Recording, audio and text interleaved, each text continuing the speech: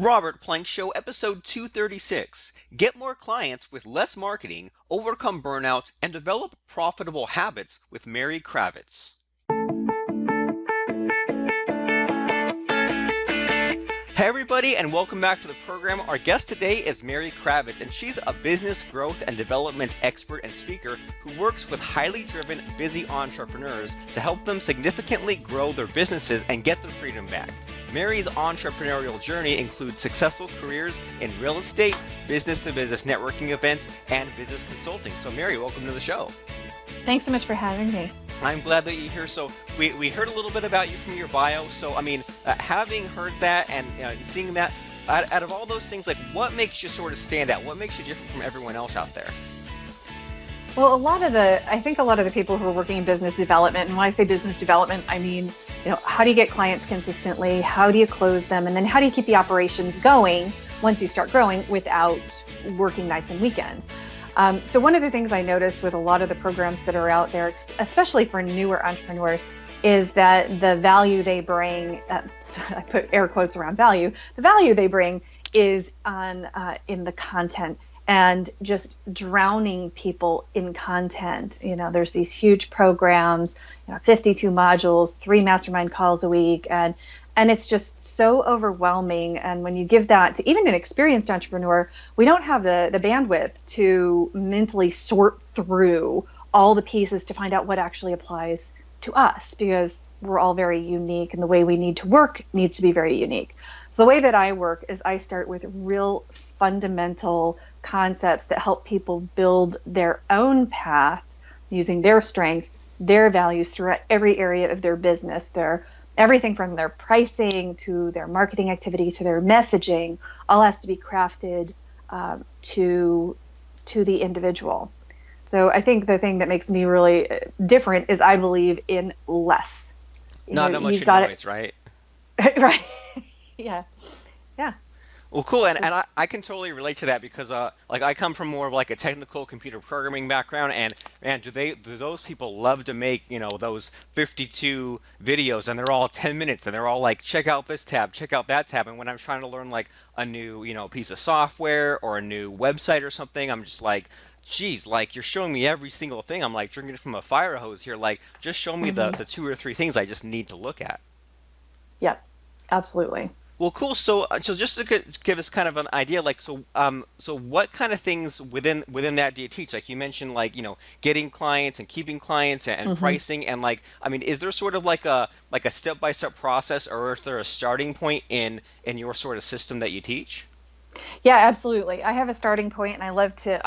I'll share it right now because it's super simple, big aha moments for people, because it's about client acquisition, client generation, which is pretty much the first thing, like the first system you have to master in your business to actually be in business. Because if you don't know how to generate clients consistently, you're really lost and you don't have a business.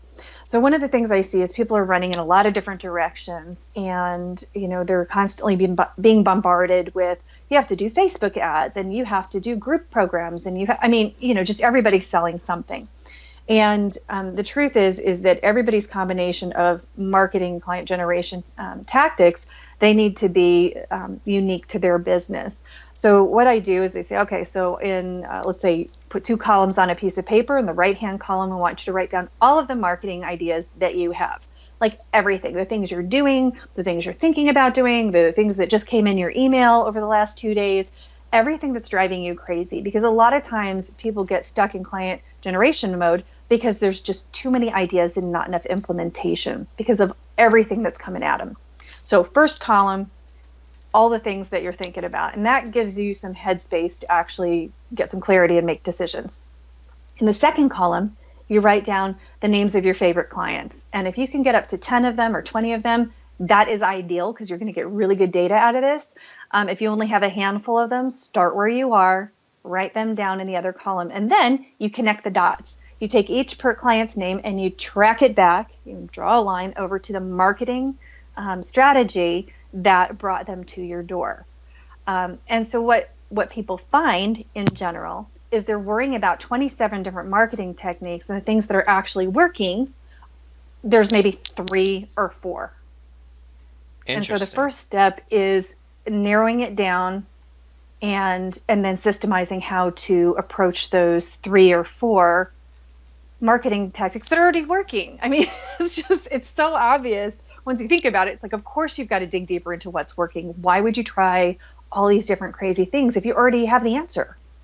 That makes a lot of sense. And why would be a jack of all trades if you could just specialize in a couple of things and not have to switch gears all the time? Seriously, it makes for much better business. So I'm assuming that you went through this exercise and you like listed your ideas and your clients. And so what did you narrow down as far as like what are your handfuls of things? Mine are speaking and my email newsletter that I do consistently. I put out these articles that are kind of like wanders. I'm walking through the store and I'm noticing that blah, blah, blah. And, I'm just always tying in experiences to what happens in the life of an entrepreneur. Some of them are a little more strategic. I try to do about half and half, the kind of the wander and the wonder of entrepreneurship, and then also the strategies to accomplish what you want. But I get a lot of response from that because I stick with people, I provide value. I do make offers, but it's not constantly hammering people. You don't treat your list like an ATM. And then the other is speaking. I speak extensively. Beginning of this year, I think I have, before May, the end of May, I think I have 15 speaking engagements all in front of my ideal clients. So that will basically set me up for the year. Awesome. So lots of cool stuff, and I like how you didn't list like this huge bunch of things. You're actually sticking to Mm-mm. what you taught there. You do just the speaking and just the email newsletter, and so I mean, when your clients come to you and you help them to to get this focus and narrow things down. I mean, sort of where are they usually at? Like, is it pretty similar? Like, are they all just like all spread too thin or all not knowing what to do, Mm-hmm. or do they have not much set up, or like what's the usual situation when you land one of these new clients? Yeah, that's a great question. And usually they all look the same in certain ways, and they're very different in others. Their similarities are, like you said, spread too thin. They're working more than they're earning usually, and they want to significantly grow. They're really focused on making their efforts count. They don't mind working, but they want to know they're doing the right things. And so the differences are that some of them are very early in their careers, them are many years into their career, but the reason they overlap is because anytime you're in growth mode, you are going to be kind of pushing the limits of your capacity. And so there's always another level of um, of refinement that has to happen to, what's most important, what do I need to be working on, how do I adjust my pricing, how do I adjust my offerings so they're more in alignment. I mean, one example I can give you is I kind of came to the end of my capabilities, like hours in the day, the end of last year, and I said, okay, I'm adding somebody to my team, and they're handling another marketing channel, which is for me also works as referral generation. So they're contacting all of my referral partners on a monthly basis. We're making sure they're all getting connected, adding value. Um, and so that's one way to grow the business when you're at capacity, when you're succeeding and growing. And when you're starting and growing, the way you grow the business is a little different. So it's like they all have the same feeling, all kind of the same, they're all having the same dilemma, just at very different points in their careers. Well, and how do you get to that point where you're getting to capacity? Like, because I mean, I think that a lot of people talk about like, well, I had to systematize and outsource and delegate all this stuff. Mm-hmm. But I mean, what do you say to some of those people who like are still building it up and still kind of like having that chaos, but not maybe even like sort of stuck in the middle, right? Because like Yeah. they know they should ramp up the business more or should do more, but then aren't quite ready to hand off parts of it to someone else. Yeah, I call that the what the hell period of business. It's like, what the hell am I doing? Why am I doing this? And it's so when people get to that point, there's a couple things to do. One, just be consistently evaluating what you're doing. Make sure you're always working on the best things, because if you're busy but not getting all the clients you want, then you need to be really valuing your time, really making smart choices with your time so that you're only working on the things that are bringing you the best results. Another thing is just be be consistent in the actions that work. Um, consistent. One of the things about marketing and client generation that is completely backwards from the way that we are built as human beings is that it doesn't follow the track of how habits are formed. Found this very interesting. I learned this last year. Habits are formed by there being some kind of environmental cue, and then you do the thing, whatever the habit, the action is, and then there's a reward. And that is how habits are built. Cue, action, reward. Well, in client generation, there's no cue. You just have to be self-motivated. So you have to build structure into your business so that there is some kind of self-imposed cue, I guess you call it. And then you do the thing because you've decided it's important. You take the action. And then there's like the reward, like getting clients could be a month, 2 months, 3 months. I've had people call me back 5 years later. Wow. So that is not the structure of building habits quickly. So you have to, and one of the ways I work with clients is make sure that we're building in a system of rewards, even if it's as simple as saying, I'm going to do these activities and I've checked them off the list. So you feel like you're getting somewhere, you're doing what you say you're going to do. So that's being consistent through the what the hell period is important. And the third thing is that you've got to delegate sooner than you think. You will be, it's this really weird part of business where you're ramping up, you're starting to make money, you're starting to get to like keep some of your money. It's kind of cool. And then you're getting towards capacity. And now you have to hire someone, even if it's just for like 10 hours a month. And suddenly your cash flow diminishes. So now you're making more money, but taking less of it home. And it's important to make that decision as soon as you can because you're going to be able to grow faster because of it. That makes sense, and it almost sounds like that way you can get ahead of it, and that way you don't have to get to the point where you're stressed out and overworked before you start offloading stuff. Yeah, and let me tell you, you do not want to get there because that's how I came to all of these systems is that I completely burned out. I was doing everything myself. I was trying 27 different marketing techniques. I was getting nowhere fast and I got very sick. I actually got to the point where I could only work about 4 hours a week. And so from that is where these systems that I created came from because my mortgage company didn't care that I only could work 4 hours a week. They wanted to be paid. So I had to figure out how do I run my business in 4 hours a week, what is absolutely critical, most important, and what can be just left behind. And I'm telling you, it was really trying, but at the same time is the biggest gift in my life because, I didn't have any choice. And there's real power to not having any choice in a situation. I had to figure it out. My business grew during the period I was working 4 hours a week. And it's tripled the next year. It's doubled a couple times since. Awesome, and I can totally relate to that. The whole sort of like being backed into a corner, or when life's Mm-hmm. unexpected, happenings kind of reduce your decision, and you say, okay, well, this is Yeah. the only way to go forward. Because I wasn't like super sick, but I broke my ankle in two places about a year ago, and I was laid up, and I was sort of in a similar situation where I was like, okay, like what's important? If I only could do a couple of things, what are Mm-hmm. those few things? And so, sort of like, what actions did you take at that point? Like when you were sort of laid up, limited hours, you took that inventory of what needed to be changed. So then, like, how long did it take you to get out of that, and what did you do exactly? Mm-hmm. Well, I watched a lot of television. I laid on the couch a lot, but that wasn't the business stuff. That was just like trying to survive the whole thing. But as far as business, I went through that exercise, the marketing exercise. That was literally the first thing I did because I've always been very clear that client generation and marketing is like the number one priority as you're building your business. So I knew that that was the first thing that needed attention.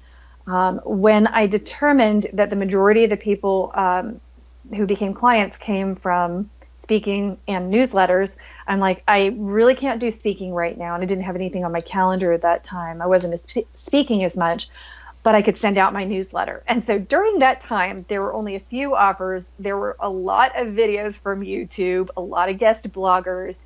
I reached out and figured out how do I get this done without me doing it. And then I just really focused on taking care of myself. I didn't worry about responding to everything. I really gave myself permission to only focus on the most important things. And that's a key to entrepreneurship is you've just got to know what are your most important things in your business and in your life. And when you can get those priorities identified and then build the right strategies behind them and then implement those strategies in the right order, I mean, that's where the magic happens. And that's pretty cool, and I can relate to that too, as far as like cutting all these things that we feel like are so important but aren't. Like I had this friend years and years ago who, whenever we had an idea for a project, he's like, well, I have to go and get I have to go and make these graphics, and I have to set up this website, and I have to do all these things, and I make these new business cards every time he made a new Mm-hmm. website, and I was thinking like, okay, well, like there's all these things that you could do that could be fun and take up some time, and if you were getting paid by the hour, then I mean, feel free. But then when you're getting paid based on what you deliver, like totally different story. And so Yeah. when you're like taking those actions and you're trying to be more productive, like do you have any tips for us about um, how to overcome like the procrastination, or like if the burnout comes back, like do you have any Mm-hmm. sort of go-to things for that? Wow. Yeah, I have, I have many, many things. I'm kind of trying to pick one or two that will be really good. Um, I was starting to feel the burnout come on at the end of last year, and I realized I had set very unrealistic deadlines for things and unnecessary deadlines for some of the things. So, um, taking a step back from the doing and look at your goals, understand this, what are the strategies that will get you there, what are the actions to take, and then what's on your calendar that is outside those actions, and find ways to let them go.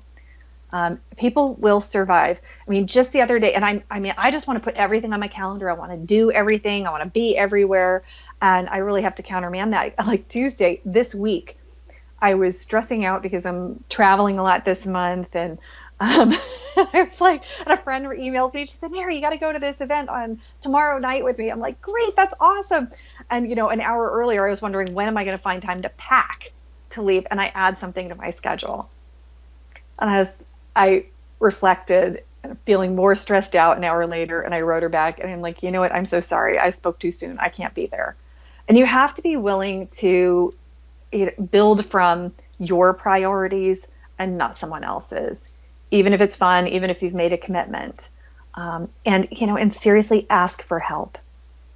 Just ask for help. A lot of people I know who are in business, they are also serving on committees and organizations. They're doing all these other things, and they have to be secondary to your business. They're often complementary, but they have to be secondary. Today, I was working on revising some of the copy on my website. It's critically important because I'm making a little bit of a shift in my business. So this is a priority. And I also had to do the notes for the board meeting that's coming up in a couple of weeks for a national organization I belong to. And my website comes first. So there's just no question. So put yourself first. And then one little time management thing that is like the most important thing I do, and it's very simple, is a lot of people get up in the morning and they prioritize their list, or they make their list and prioritize their list. And I highly recommend making your list and prioritizing your list the night before. When you wake up in the morning and you're crystal clear about what needs to be done, you can just enter in your day in action rather than trying to sort things out. It's not the best use of your first thing in the morning energy. And whether you're a morning person or not, because if you are a morning person, then you want to just get into action. And if you're not a morning person, you don't have the capacity to make good decisions on what to get into action. So this will help you get right into your day too.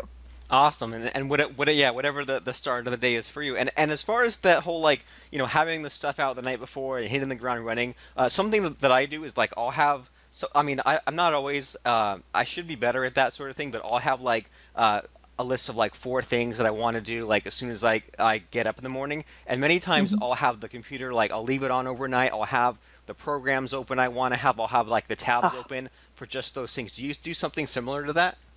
you know what? I don't, but that is brilliant. It actually, that works very well with the way we are. built psychologically, because what you're actually doing is you're starting the project, and the brain seeks congruence. It hates things not being done.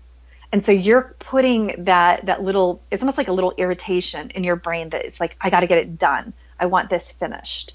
And so you're actually, I guess you'd call it like a hack.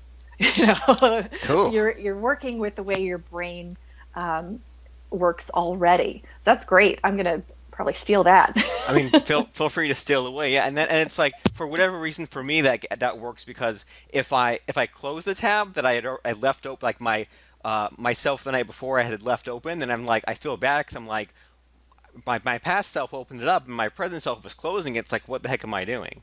And Hmm. but I mean lots of good stuff you listed in there like list your stuff the night before. Don't be afraid to say no. You come first. Your priorities. Your website comes first. No matter if you have these other. Don't overcommit yourself and don't put like too many people and too much stuff ahead of you in your business and don't be afraid to ask for help. So lots of good stuff there. And so sort of switching gears a little bit, can you tell us about so we've talked about some of the things you created and do your speaking, you do your email newsletter. Can you tell us about your websites and where people can find out about you and where people can most importantly get on that email newsletter because it sounds really cool.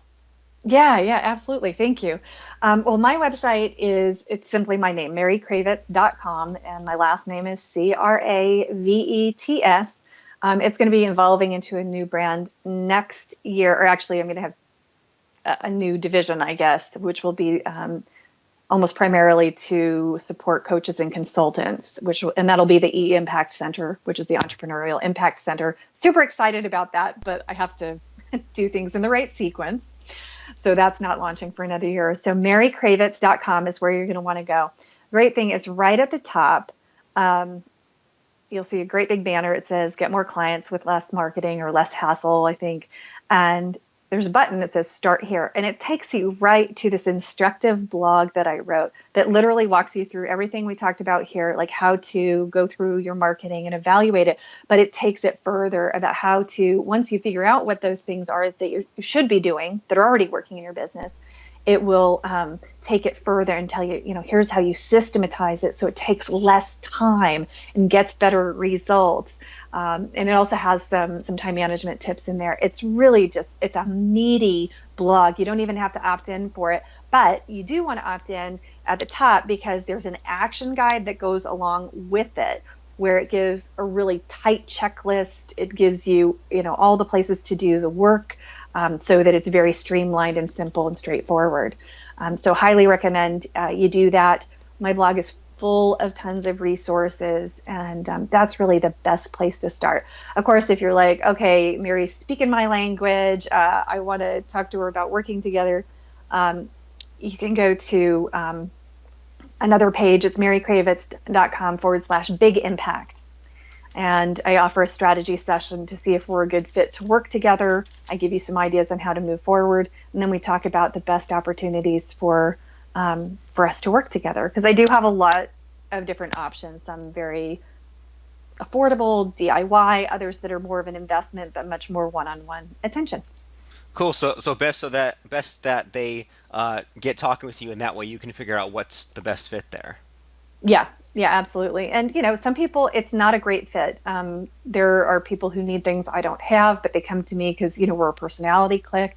And I have a great network, and I have a great team who I can keep either things in house to be able to support people or be able to. I know a lot of really qualified people, so I'm a good resource. Um, even if you're not sure what you need. Yeah, even if they're not sure, you can send them on their way to whatever they need. So cool. Yes. So Yeah. the place where everyone should go is marycravets.com. Like Mary said, that's MaryCravets.com. And then if you click on start here, you get that awesome blog post. I'm scrolling through it right now. And then if you're ready to pull the trigger, go to marycravets.com/big impact. You know what, Mary? Out of the things that we talked about today, it was a really important reminder, and maybe even like a refresher in a lot of ways that like when I was the first few years of being online, like, it takes all of us like a few years to get started. And those first few years when I wasn't successful, I didn't have a very good, like sense of those good priorities. And it was like almost like my eyes are bigger than my stomach. And I told myself like, oh, I can do 20 things at once. And then what I ended up doing was just kind of doing a little bit of 20 things and not really finishing anything. And I thought I was being, this big time marketer, but I didn't even have a finished website. And so